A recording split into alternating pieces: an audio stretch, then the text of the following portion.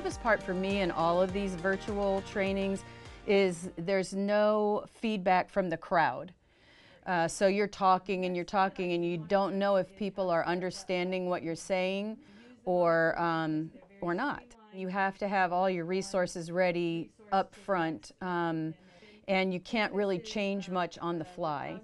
There's 2 tech coordinators in the visual arts department. I pretty much handle the elementary teachers because that's my specialty, and he comes from a high school background, so he works with the middle and high school teachers. So we divided up our sessions where he was working with the high schoolers and the middle schoolers, and I was working with the elementary school teachers. So that's how we kind of split the workload and cover it that way. Teachers were kind of asked to make presentations by our supervisors, and then they gave us access to the platform, and our supervisors kind of pushed out all the information. So we just knew what we were teaching, what our topic was, and who our audience, who the audience is going to be, and that it was for district wide training.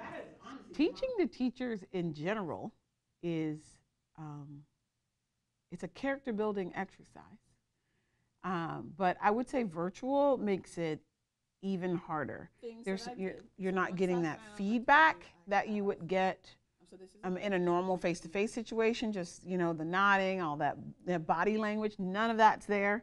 Most people don't have their cameras on, so you don't see their faces, and you really feel like you're alone in a room talking to yourself. I mean, it's this really strange dynamic, and I think that in and of itself is going to take time, because we already know from being an audience member to give back. We know to give that feedback. I think it's this really strange dynamic, and I think that in and of itself is going to take time, because we already know from being an audience member to give back. We know to give that feedback. I think this is going to be a new experience, and teachers are going to have to learn.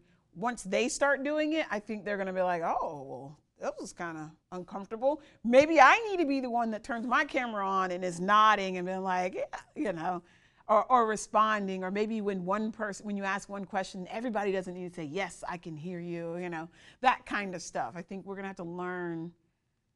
We're going to have to learn how to teach and how to learn online now.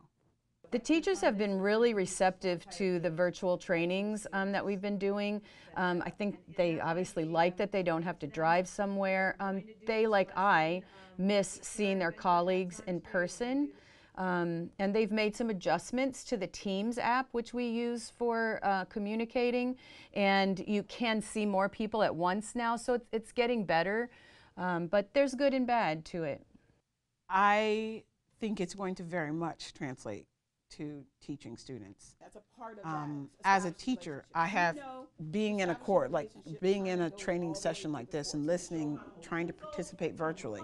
It's really hard to not be distracted by who's coming in the room and wanting to go over there and do this. So imagine if I was at home, the TV, my phone, food, the bathroom, suddenly everything is a distraction.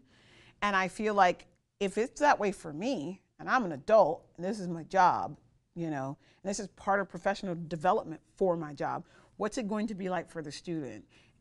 Do I need to shake it up? Do I need to have different moments where they have to raise their hand so that they're proving, they're showing, they're, engaging with me? And the answer to me is yes. There's going to have to be those things that I'm going to have to make them do to kind of activate their brain and say, yes, I'm here and I'm participating, and oh, they're talking to me and I'm talking back. And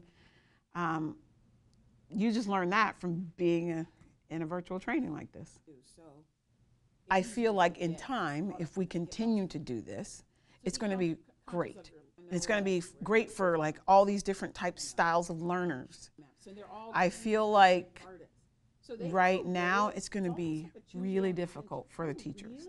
At first, I really had a brain block up, and it was like, ah! And you're just so panicked, you can't even think of where to start. Eventually, you just have to say, okay, start with period 1, and just dive in. I think it's going to be difficult but we're going to make it look easy. I think we're going to be graceful, you know, about going into it and making it happen. We're going to figure stuff out. We're artists, so we're kind of used to problem solving. It's what we do, coming up with solutions to different things. So I feel like we're going to make it look easy, but that is because we're going to rely on each other and Google and share and, you know, phone calls at night and live team sessions and, you know what I mean? But it's going to look like it was easy. But I think it's actually going to be a difficult task that in the end could really transform education in a good way. I have to brag on our teachers a little bit. They had, you know, very little time to prepare for the teaching this past spring. And, you know, we had teachers that didn't even have a smartphone that somehow managed to figure out how this was supposed to work and present, you know, good quality lessons.